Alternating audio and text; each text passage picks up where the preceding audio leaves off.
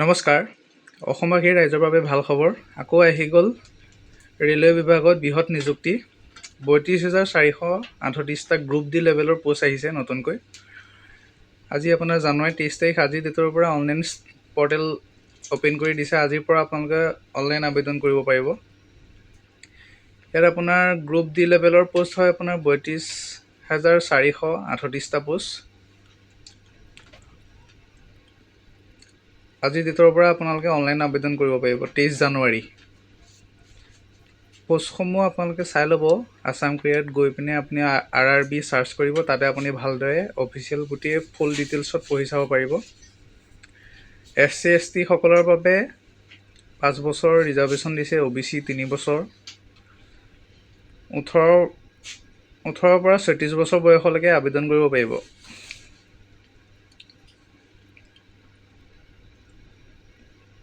আৰু আপোনালোকৰ এইটো যিসকলে আগতে RRB অনলাইন আবেদন কৰিছে সেইসকলে গম পায়ে এপ্লিকেশ্যন ফিজটা কাটে।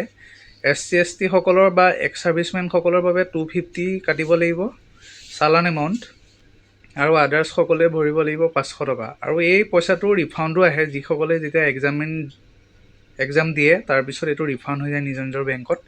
আৰু এটা চিন্তা কৰিবলগীয়া বিষয় নহয় যে কিছুমানে ভাবে অনলাইন কৰা দোকানসকলত অনলাইন পে'মেণ্টটোতো দোকানীজনেই কৰি দিয়ে আৰু তেওঁলোকৰ তাত ৰিফাণ্ড হয় বুলি ভাবে। তেনেকুৱা কথা নহয়।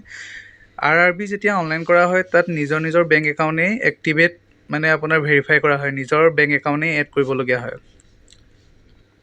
সেইকাৰণে এই ৰিফাণ্ডটো নিজৰ বেংক একাউণ্টতে ৰিফাণ্ড হৈ যায়। সেইকাৰণে কোনো চিন্তা কৰিবলগীয়া বিষয় নহয়।